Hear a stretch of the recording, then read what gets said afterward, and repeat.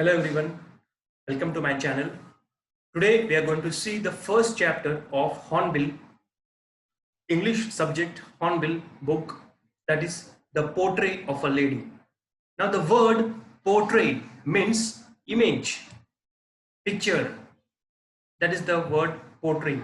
There is one more meaning of this word portrait, means shows, depicts, reflects. But in this chapter, the meaning of this word portray is image, picture. Story is written by Khushwant Singh. To have a brief introduction of this chapter, let us understand what it is all about.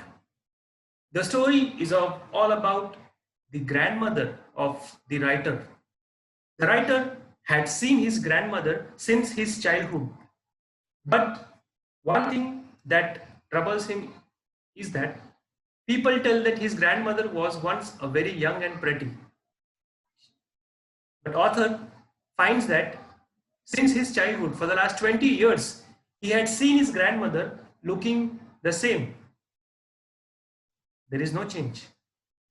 So the story talks about the relation, the attachment between the grandmother and the child. After some times, when they both get separated, the author still remembers her presence. Let us see the story. My grandmother, like everybody's grandmother, was an old woman. She had been old and wrinkled for the 20 years that I had known her. Author says that his grandmother is like everybody's grandmother, an old woman. And she had been old and wrinkled for the last 20 years that I had known her. Author says that this grandmother had been old and wrinkled for the last 20 years since he knows her. People said that she had once been young and pretty and had even had a husband, but that was hard to believe. As I have told you, when people used to tell him that his grandmother once was young and pretty and she had a husband, it was very hard for author to believe, because he doesn't believe that his grandmother would have been young and pretty, because he has seen her as a old woman, as a wrinkled woman. My grandfather's portrait hung above the mantelpiece in the drawing room. When he see the image portrait of his grandfather, which is kept above the mantelpiece is above the table or a cupboard in the drawing room, his image is like his grandfather wore a big turban and loose fitting clothes. His grandfather used to wear big turban, pagdi, and loose clothes. His long white beard covered the best part of his chest and he looked at least 100 years old. His grandfather image shows that he had long white beard till the chest and he looked as if he is at least 100 years old.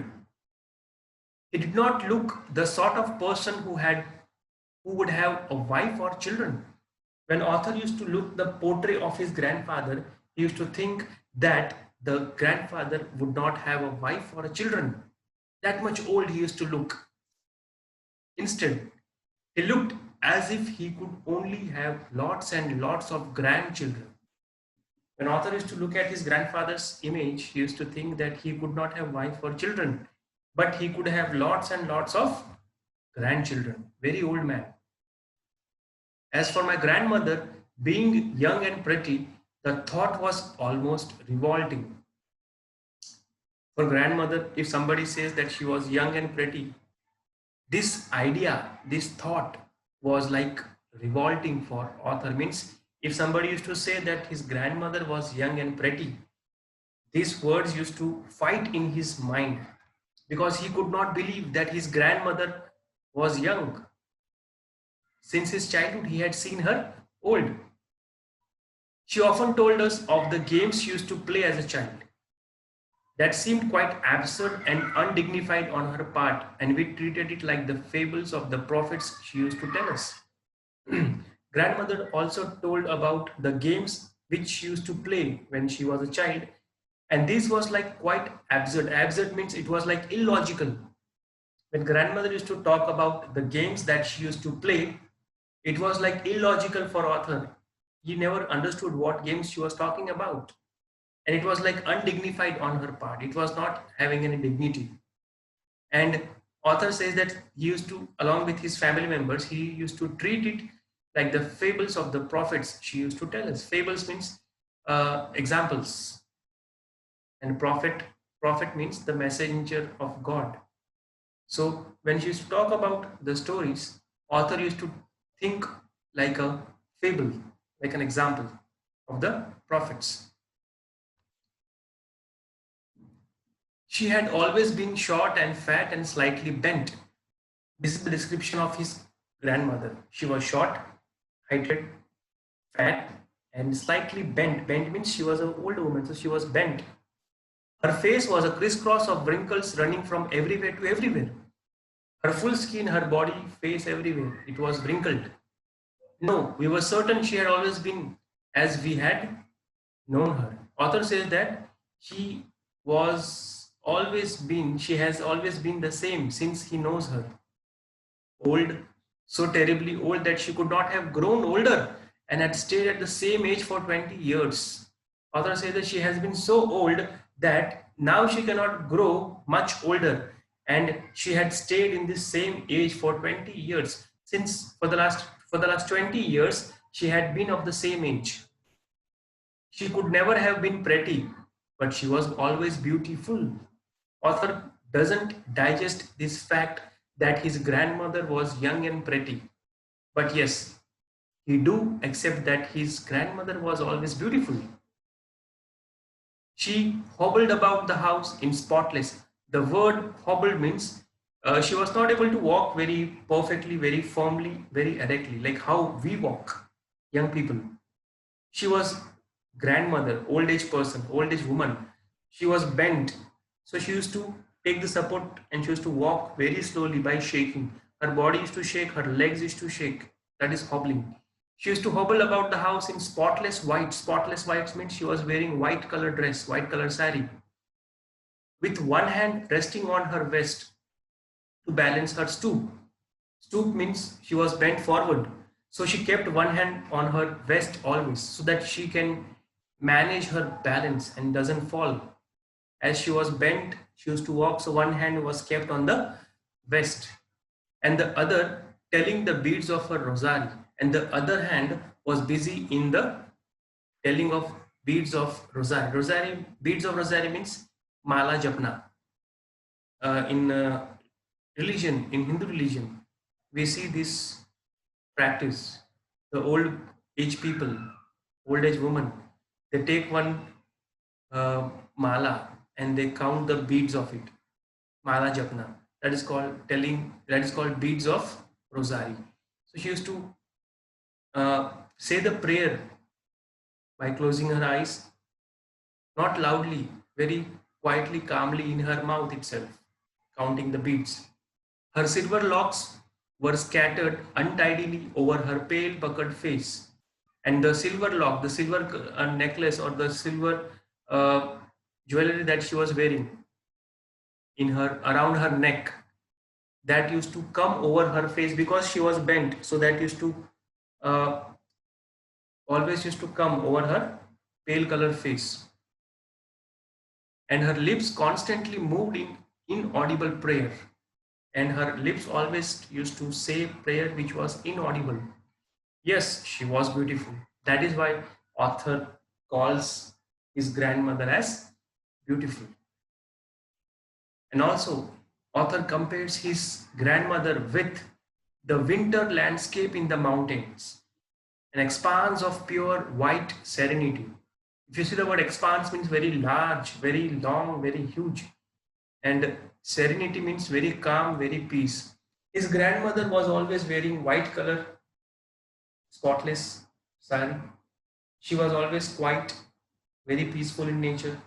So he considers or he compares his grandmother like with the winter landscape in the mountain. When you go in the mountain region in the winter season, you could see White color snow has covered the mountain, and the atmosphere is very quiet, very calm in the morning time. So author compares his grandmother with the nature, that is winter landscape in the mountain. Expanse of pure white serenity means his grandmother is uh, compared with the nature, that is calm nature, quiet nature, peaceful nature, breathing peace and contentment. Contentment means she was satisfied. My grandmother and I were good friends. My parents left me with her when they went to live in the city, and we were constantly together. Author's parents had to go to live in city, so they left him with his grandmothers, and since then they became good friends. She used to wake me up in the morning and get me ready for school. She said her morning prayer in a monotonous sing-song while she bathed and dressed me in the hope that I would listen and get to know it by heart. Early in the morning, she used to wake the child, get him ready for school, and she used to say her morning prayer every day while she was giving bath to the child and was putting dress on him. She was having a hope that when she said this morning prayer, the child would listen it and he will learn it, he will by heart it. But the author says that I listened because I loved her voice but never bothered to learn it. Author says that he used to listen to it. Why? Because he used to love his grandmother's voice, but he never bothered to learn the prayer. Then she would fetch my wooden slate, which she had already washed and plastered with yellow chalk. Then after that, she used to take the wooden slate of the child, which is plastered, which she used to wash, which was plastered with yellow chalk, a tiny earthen ink pot, small ink pot bottle, and a red pen, tie them all in a bundle and hand it to me. So while going time, these things were given to him by the mother, grandmother. After a breakfast of a thick stale chapati with a little butter and sugar spread on it, we went to school.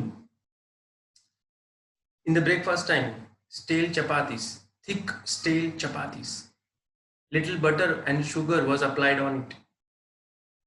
They used to go to school after eating the breakfast. While going to school, she carried several stale chapatis with her for the village dogs. So while going to school, she took stale chapatis also so that she could feed dogs. My grandmother always went to school with me because the school was attached to the temple. Grandmother used to take the child to the school because the school was attached to the temple. The priest taught us the alphabet and the morning prayer. The priest means the one who was there in the temple. The priest, Pandit, Pujari. He used to teach the children the alphabet and the morning prayer. So while the children sat in the rows on the either side of the veranda singing the alphabet or the prayer in a chorus, my grandmother sat inside reading the scriptures. All the children used to sit in the rows on either side of veranda. Veranda means the front yard of the temple, front yard of the school, courtyard of the school.